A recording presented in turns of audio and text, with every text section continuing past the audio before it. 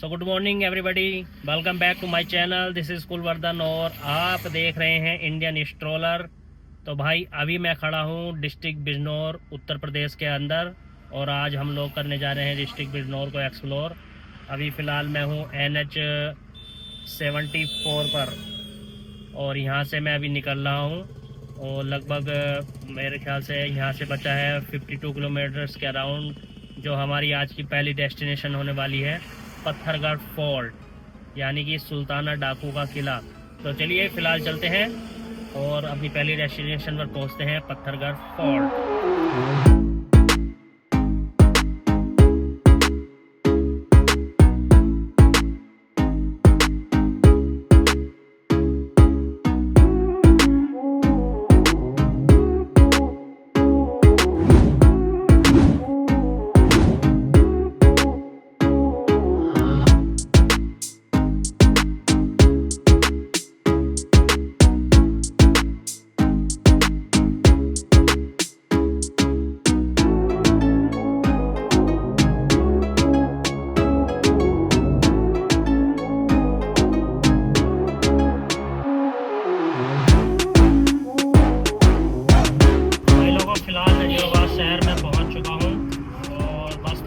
बचा है लगभग यहाँ से 5 किलोमीटर का रास्ता और है। तो 5 किलोमीटर के बाद हम पहुँच जाएंगे आज की अपनी पहली डेस्टिनेशन, जिसका नाम है सुल्ताना डाकू का किला, पत्थरगढ़ फोर्ट।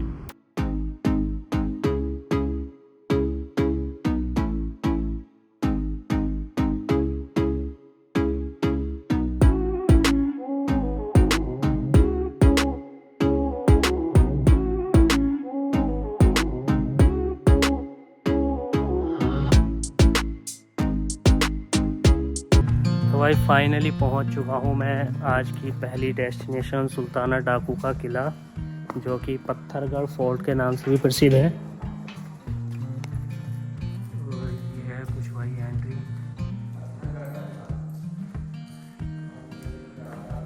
यहाँ में लोकल में अंकल जी मिले हैं, ये पूरी जानकारी भी देंगे इसकी, कितने साल पुराना है, किसने बनवाया था।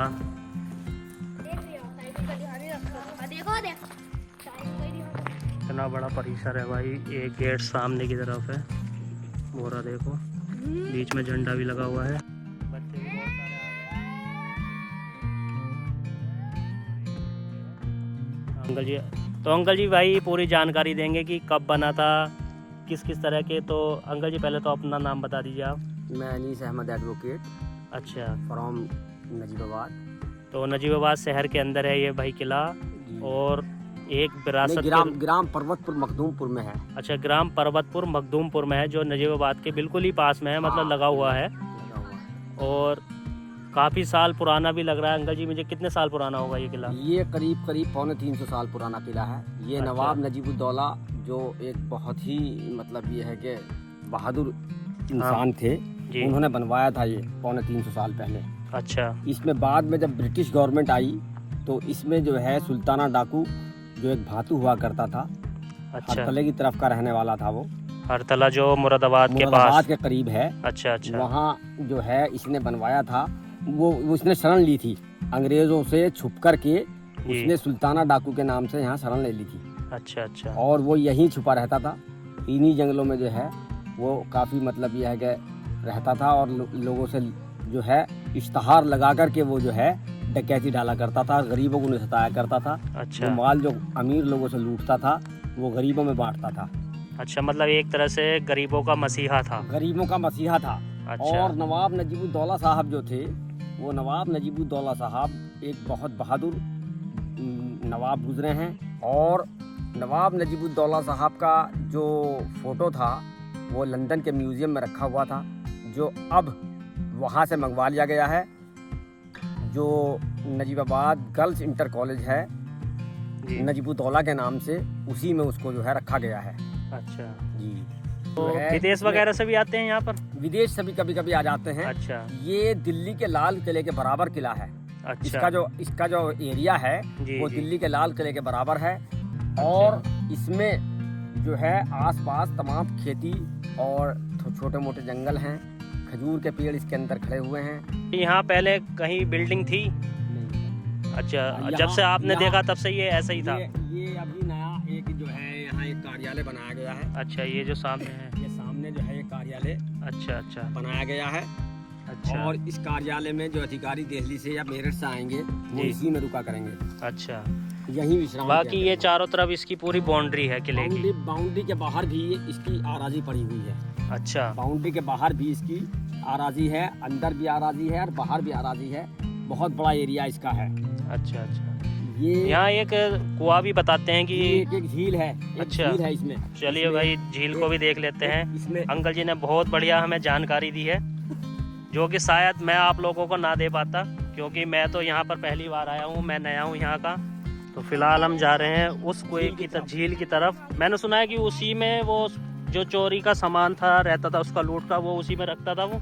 कुछ ऐसा बताते हैं लोग, लेकिन हमने तो अभी तक कोई चीज ऐसी देखी नहीं। अच्छा, लोग अच्छा, बताते हैं पुराने लोग जो है, कुछ इसमें सुरंगें भी हैं। अच्छा, जो मोहल्ला महल सराय है थाने के पास, जी जी, वहाँ तक इसकी सुरंग गई हुई है नीचे को। अच्छा, और मोहल्ला महल सराय जो है, वहाँ इनकी रानी रहा करती थी मोहल्ला महल सराय में।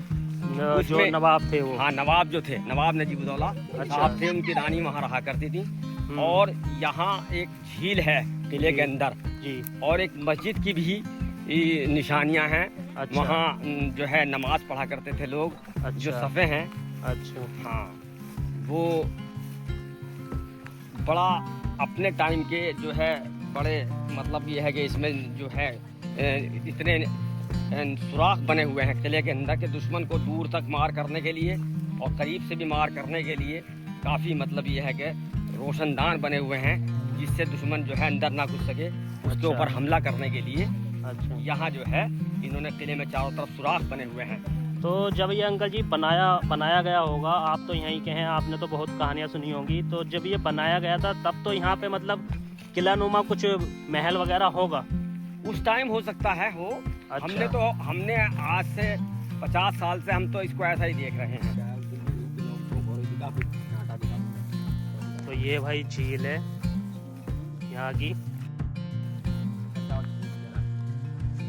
इतनी बड़ी। और मैंने जो सुना है, अंकल जी ने भी बताया कि मतलब अभी तक ऐसा कुछ देखा तो नहीं गया है, लेकिन जो भी सुल्ताना डाकू अंग्रेजों से जो लूट का सामान लाता था वो भाई इसी झील के अंदर रखता था अपने, क्योंकि उसने शरण ली हुई थी। तो अभी किसी को ये नहीं मालूम कि यहाँ पर पहले बिल्डिंग थी या नहीं थी। दीवारें बहुत सारी हैं चारों तरफ, बहुत बड़ी बड़ी दीवारें हैं। यहाँ पर कार्य बड़ी स्लो गति से हो रहा है, तेज गति से नहीं हो रहा है। जिससे देखा जाए कि गति से होना चाहिए। जितना ऐतिहासिक स्थल है ये ऐसा पुराना, ये पुराना ऐतिहासिक स्थल है और बहुत बड़ा ऐतिहासिक स्थल है जी, इसमें जितना वर्क होना चाहिए उतना वर्क नहीं हो पा रहा है। जर्जर अवस्था में इसकी दीवारें पड़ी हुई हैं आज भी। पैसा आ रहा है, हमें नहीं मालूम कितना पैसा आया है। जो अधिकारी बताते हैं कि पैसा हम भेजते हैं, लेकिन उतना पैसा जो है अभी हम देख रहे हैं कि उतना पैसा लग नहीं पा रहा है। ना तो अभी जो ये बताते हैं कि हमें 4 सड़कें इसमें देनी हैं जी, चारों गेट को मिलाने के लिए 2 बड़े गेट हैं। हाँ, पूरा दो- पश्चिम के पूरा पश्चिम के 2 बड़े गेट पश्चिम हैं। के 2 बड़े गेट हैं, उत्तर दक्षिण के 2 छोटे गेट हैं। उनको दोनों गेट को पूरा पश्चिम वालों के लिए भी एक सड़क बनानी है बड़ी चौड़ी, और उत्तर दक्षिण वाले के लिए भी सड़क बनानी है। जो विकास होना चाहिए था उतना विकास, जमीन को भी समतल करना है, प्लेन बनाना है बिल्कुल। अभी ऊबड़ खाबड़ जमीन पड़ी हुई है, ऊंचा नीचा हो रहा है यहाँ, उतनी गति से काम नहीं हो रहा। बल्कि मैं तो एक दफ़ा ये कह रहा था इन चौकीदारों से, मैंने कहा अगर ये ठेका किसी प्राइवेट आदमी को सही तरीके से अगर दे दिया जाए तो इसमें जो है ये काम, जितना 12 साल की बात बता रहे हैं, ये बताते हैं कि 12 साल तक इसमें काम चलेगा। मैं समझता हूँ कि 1-1.5 साल में ही ये सब काम निपट जाएगा अगर सही तरीके से इसमें काम किया जाए तो। ये देखो, ये है भाई सुरंग की जगह। ये इस तरह की सुरंगें हैं जो कि शहर के अंदर निकलती थी, महल सराय मोहल्ले में, जहाँ पे नवाब सिराजुद्दौला का, नजीबुद्दौला का महल था। जब हमारा हिंदुस्तान आज़ाद हुआ था 1947 में, तो यहाँ नजीबाबाद के आसपास के तमाम लोग, 25,000 लोग जो है इस किले में इकट्ठा हुए थे। और किले के ऊंचे वाले गेट पर जो है झंडा फहराया गया था, तिरंगा झंडा फहराया गया था, और काफ़ी लोग इकट्ठा हुए थे। बहुत भीड़ इकट्ठी हो गई थी। उस वक्त नजीबाबाद की आबादी बहुत कम थी। तो अंकल जी फिर भी अब भी ऐसा चाहते हैं कि यहाँ पर भाई 15 अगस्त और 26 जनवरी के दिन झंडा फहराया जाए, जिससे काफ़ी लोग यहाँ एकत्रित हो। लगभग कई हज़ार कुर्सियाँ यहाँ पर बिछाई जाएँ, तो उस पर यहाँ पर बैठें, लोग आए और किले को देखें। उससे भाई टूरिज़्म को भी बढ़ावा मिलता है, क्योंकि बहुत तो जैसा कि आप देख रहे हैं भाई, कितनी बड़ी बड़ी दीवारें हैं और कितनी बड़ी बड़ी ये पत्थर होंगी या अंकल जी ईंट होंगी? ये पत्थर हैं ये भाई, पहले पत्थरों बड़े बड़े पत्थर हैं ये, जिस पर ये किला की दीवारें बनी हैं। और बहुत बड़ा एरिया है, लगभग 250 बीघा बता रहे हैं अंकल जी की, 250 बीघा का पूरा एरिया है अंदर का, जो किले के अंदर का है। गार्ड साहब बता रहे हैं कि पहले जाना अलाउ था 1 साल पहले से, लेकिन अब 1 साल हो चुका है तब से यहाँ पर ऊपर जाना अलाउ नहीं है। लेकिन फिर भी मैं ड्रोन के द्वारा आप लोगों को ज़रूर दिखाऊंगा कि ऊपर कैसा बना हुआ है।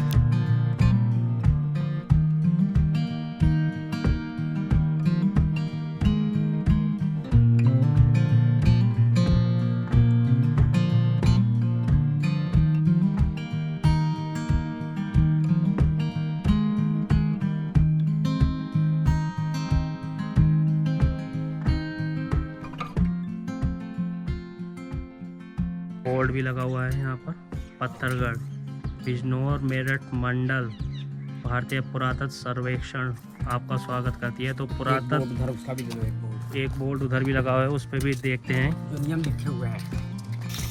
एक बोर्ड ये लगा हुआ है भाई, संरक्षित स्मारक स्थल, इसके बारे में भी कुछ अंकल जी बताएंगे। ये जो बोर्ड नीला और लाल रंग का लगा हुआ है, इसमें जो पश्चिम वाली जो गेट है किले का, उससे 100 मीटर तक तो प्रोहिबिटेड एरिया है, यानी कि वहाँ कोई भी निर्माण नहीं हो सकता।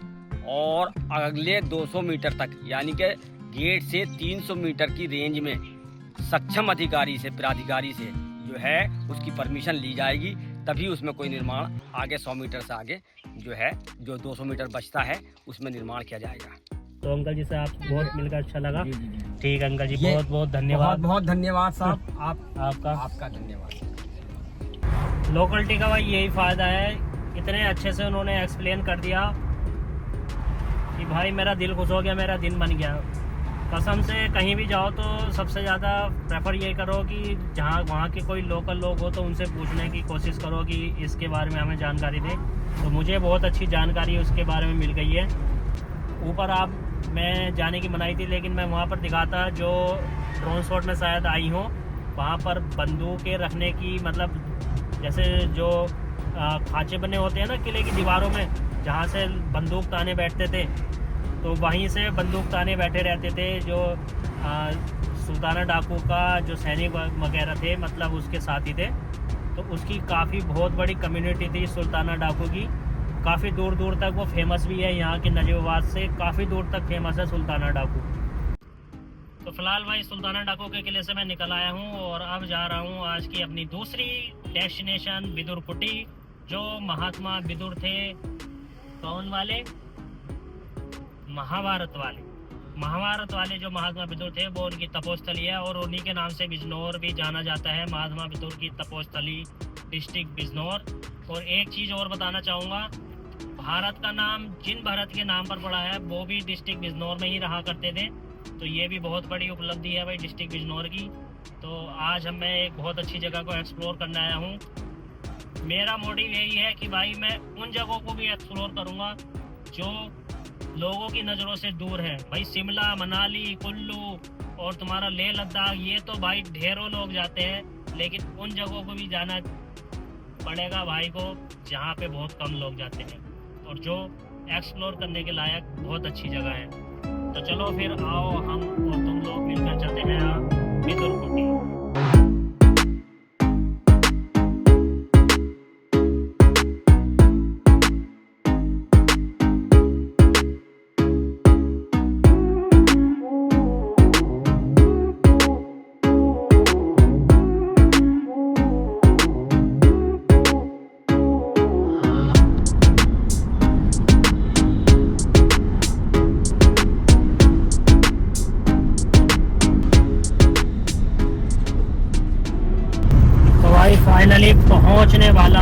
विदुर कुटी आश्रम, जो कि महात्मा विदुर की तपोस्थली है। बस लगभग 260 मीटर बचा है, यहाँ से मेरे को राइट टर्न लेना है। महात्मा विदुर प्राच्य शायद आपको दिखाई दे, और सूरज की रोशनी हट जाने देता हूँ। ये देखो, ये है भाई महात्मा विदुर प्राच्य विद्या केंद्र। चलो यहाँ से आगे चलते हैं। अभी यहाँ से 700 मीटर और है, जहाँ से हमको राइट टर्न लेना है। गाड़ी भाई लगा दी है पार्किंग में, और ये है देखो इधर महात्मा विदुर पार्क, और ये मुझे विदुर कुटी लग रही है इधर। चलो अंदर चलते हैं, देखते हैं अंदर से कैसी लगती है।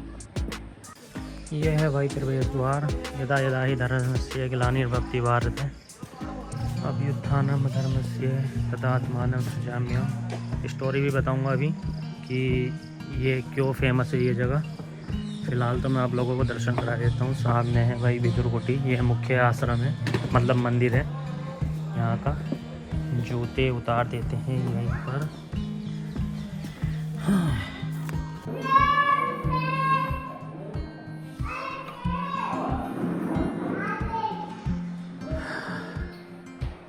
ये राधा कृष्ण की मूर्ति है, और भाई ये श्री कृष्ण भगवान है।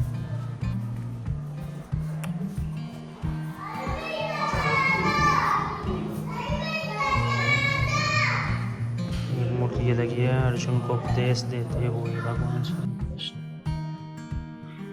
ये देखो भाई, डॉक्टर राजेंद्र प्रसाद के कल कमरे द्वारा इसका उद्घाटन हुआ था। ये महात्मा विदुर की मूर्ति लगी हुई है, और ये बच्चे खेल रहे हैं, भाई बहुत शैतानी कर रहे हैं। बहुत शांत प्लेस है भाई। वहाँ पर भी महात्मा विदुर बनाए गए हैं, देश देते हैं। और ये सारी पूरी जो आप लोगों को दिखाई दे रही है, ये विदुर कुटी है। इस विदुर कुटी के पीछे भाई अनाथ आश्रम भी है, और उस साइड में वृद्ध आश्रम है। तो दोनों चीज़ें यहीं पर हैं। ये देखो वो वृद्ध महिला भी बैठी है, तो वृद्धाश्रम भी यहीं है, अनाथ आश्रम भी यहीं पर है। और एक बहुत अच्छी जगह है भाई, बहुत शांत जगह है। ये विदुर कुटी पार्क है। पेड़ बहुत खड़े हैं भाई पार्क में। ये देखो कितने पेड़ खड़े हैं। बोर्ड लगा हुआ है, बोर्ड वहाँ पर, एक बोर्ड बाहर भी लगा हुआ है, एक बोर्ड यहाँ लगा हुआ है। तो अब विदुर कुटी भाई क्यों बनाई गई थी इसके बारे में बता देता हूँ। जब महाभारत का युद्ध चला था, तो जो पांडव थे उन्होंने अपनी पत्नियों और बच्चों के लिए महात्मा विदुर से गुहार लगाई थी कि आप लोग मतलब महात्मा जी हमारी पत्नी और बच्चों को आप कहीं अपने यहाँ पर आश्रम में शरण दे दीजिए। तो महात्मा विदुर जी वहाँ से उन पांडवों की पत्नी और बच्चों को यहाँ लेकर आए थे, जिस कारण इस जगह का नाम दारानगर पड़ा था, और दारानगर के नाम से ये जगह बसाई गई थी। तो महात्मा विदुर जी यहीं पर रहते थे, ये उनकी तपोस्थली थी। और यहाँ पर पांडवों के बच्चे और उनकी पत्नियां यहाँ पर रही हैं, कौरव और पांडवों के युद्ध के समय पर। महादेव की मूर्ति लगी हुई है, इतने बड़े प्रभु की छोटी सी एक प्रतिमा, जो मैं आपको दिखा देता हूँ। ये देखो,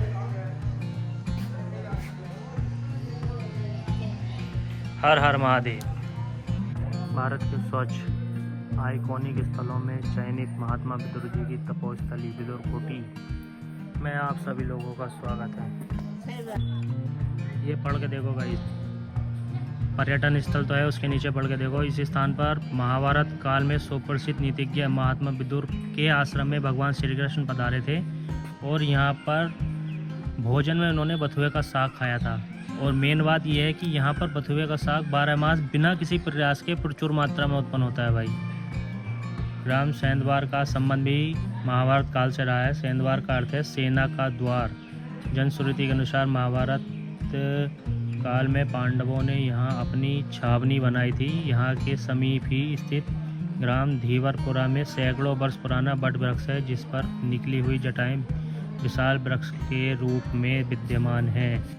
तो भाई ये अपना आप में एक बहुत प्राचीन स्थल है, और मेरा मन ऐसे ही प्राचीन स्थलों को जो कि ऐतिहासिक रूप से प्राचीन है और जिनका इतिहास में वर्णन है, उन स्थलों को एक्सप्लोर करने का भाई मेरा ज़्यादा मन करता है, बजाय उनके जैसे नैनीताल मसूरी वगैरह। भाई वहाँ पर मार्केट बस मॉल रोड के अलावा और कुछ नहीं होता है देखने के लिए। लेकिन भाई मैं हूँ एक्सप्लोरर, तो मेरे को चाहिए एक्सप्लोर करने लायक जगह। तो ये वाकई में बहुत अच्छी जगह थी और इससे मुझे बहुत कुछ जानकारी भी मिली कि भाई सेना कहाँ रहती थी, किस गांव में रहती थी, और यहाँ पर दारा नगर में महात्मा विदुर क्यों आए थे और किस वजह से ये महाभारत से जुड़ा हुआ है। तो ये एक बहुत बड़ा अच्छा इतिहास है यहाँ का। यहीं पर पास में गंगा जी है, मेरे ख्याल से 1 किलोमीटर आगे होंगी गंगा जी। तो वहाँ पर भाई बहुत बड़ा मेला लगता है गंगा स्नान के समय पर, जब बच्चों का मुंडन होता है, बच्चे टकले होते हैं, वो वाला मेला लगता है। तो भाई ये थी आज की हमारी दूसरी और लास्ट डेस्टिनेशन, विदुर कुटी आश्रम। तो आई होप आप लोगों को मेरी दिखाई हुई दोनों जगह पसंद आई होंगी, आपके लिए बिल्कुल नई लोकेशन होंगी। तो इस व्लॉग को भाई यहीं पर करते हैं, यहीं पर ख़त्म। मिलते हैं नेक्स्ट व्लॉग में, तब तक के लिए बाय बाय, जय हिंद, जय श्री राम।